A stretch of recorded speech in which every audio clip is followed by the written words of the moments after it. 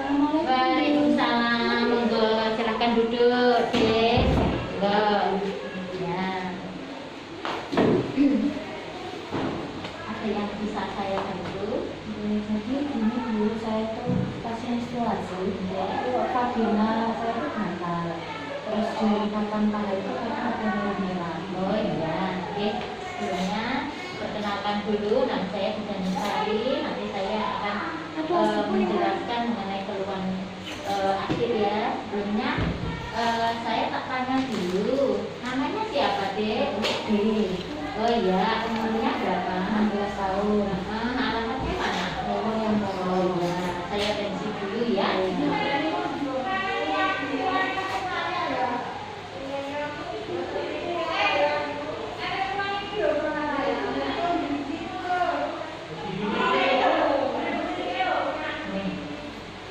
Ya, tensinya bagus, 110/70. Tutup suhunya, ya. Enggak pusing toh? Enggak. Ya, suhunya bagus. Oke, 36,5 ya. Ya. Oke. Saya akan memberi penjelasan mengapa kok adik BD kok kalau setiap menstruasi mungkin menstruasi akhir-akhir ini kok sering gatal dan sebagainya, itu kemungkinan dari personal hygiene dengan yang kurang ya, atau kebersihan pribadinya terutama di daerah genitalia atau di daerah kelamin itu kurang, jadi menimbulkan permasalahan menjadi gagal dan sebagainya. Nah, saya juga akan menjelaskan mengenai faktor-faktor yang mempengaruhi perilaku personal hygiene atau kebersihan pribadi daerah genitalia saat menstruasi. Yang pertama adalah penampilan. Jadi penampilan umum itu seseorang dapat menggambarkan pentingnya kebersihan pada orang tersebut. Jadi bisa dilihat gitu ya. Dan misalkan, oh kelihatan adik itu kok penampilannya bagus ya, bersih, dilihat dari luar penampilannya nggak kotor, nggak pokoknya nggak kumuh dan sebagainya. Beda kalau misalkan penampilan seseorang itu dilihat dari luar itu kok pakainya kok kotor, rambutnya agak terawat, berarti itu juga bisa menimbulkan bahwa itu perilaku personal hygiene yang kurang, gitu ya. Terus kemudian yang kedua adalah praktek sosial. Jadi kalau praktek sosial itu adalah kelompok sosial yang dapat mempengaruhi perilaku kebersihan pribadi. Ya, contohnya pada anak yang selalu dimanja dalam hal kebersihan diri, maka kemungkinan akan terjadi perubahan pola perilaku kebersihan itu sendiri. Ya. Terus kemudian yang ketiga faktornya adalah tingkat ekonomi. Nah, tingkat ekonomi seseorang itu mempengaruhi jenis dan tingkat praktek kebersihan yang digunakan pada waktu personal hygiene itu sendiri. Ya, jadi faktor ekonomi mendukung sekali. Ya. Jadi kalau misalkan sosial ekonominya kurang, sosial ekonominya bagus, itu juga bisa mempengaruhi personal hygiene seseorang. Paham gitu ya? Ya. Terus kemudian yang keempat yaitu pengetahuan tentang menstruasi itu sendiri. Nah, pengetahuan yang baik akan mempengaruhi perilaku kesehatan. Karena dengan ketidaktahuan mengenai menstruasi, kebersihan dan sebagainya, maka perilaku kesehatan tidak dilakukan dengan benar dan akan menimbulkan penyakit pada saluran reproduksi itu sendiri. Terus yang kelima, yaitu faktor yang mempengaruhi perilaku personal hygiene adalah budaya. Nah, kepercayaan budaya seorang dan nilai pribadi mempengaruhi personal hygiene.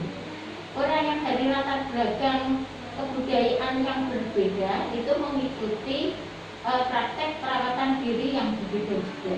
Nah, gitu ya. Terus kemudian yang keenam yaitu adalah kebiasaan seseorang. Nah, setiap orang itu juga memiliki keinginan dan pilihan tentang kapan untuk mandi, untuk bercukur dan lainnya. Nah, terus yang ketujuh itu adalah kondisi fisik. Nah, kondisi fisik itu pada keadaan sakit tertentu, kemampuan untuk merawat diri sendiri pasti tidak bisa, dan itu perlu bantuan orang lain. Itu ya Dek ya. Ya, terus kemudian saya juga akan menyampaikan bahwa setiap kali haid untuk mencegah supaya tidak terjadi iritasi, supaya tidak terjadi banyak jamur, kuman, itu ganti pembalut paling tidak itu setiap habis buang air kecil, setiap habis buang air besar, setiap habis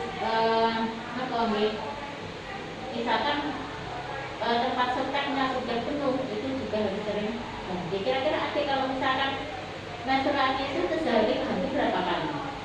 2 sampai 3. Nah, kalau 2 sampai 3 itu kalau misalkan waktu terus itu ya tetap kurang gitu ya, itu dan bisa menimbulkan banyak kuman gitu, dan bisa menyebabkan jalan kemaluannya itu bisa membuang kuman, ada kumannya, dan berjalan itu bisa menyebabkan ada penyakit. Kalau bisa lebih dari itu ya, kalau merasa perlu ya juga harus sering ganti ya. Terus kemudian faktor yang selanjutnya yaitu mencukur. Nah, mencukur atau merapikan rambut kemaluan itu ada ya, tetapi jangan sampai dicabut. Jadi kalau dicabut itu otomatis kan nanti menimbulkan lubang atau ada bekasnya. Nah, bekasnya itu bisa menyebabkan kuman masuk dan bisa menyebabkan penyakit juga ya. Terus kemudian saya juga akan menjelaskan mengenai dampak yang sering pada masalah personal hidup. Itu ada 2 dampak. Yang pertama adalah dampak secara fisik, dan yang kedua adalah dampak secara psikososial. Nah, dampak fisik itu akan menimbulkan infeksi pada alat reproduksi dan bisa menyebabkan kanker lahir keputihan.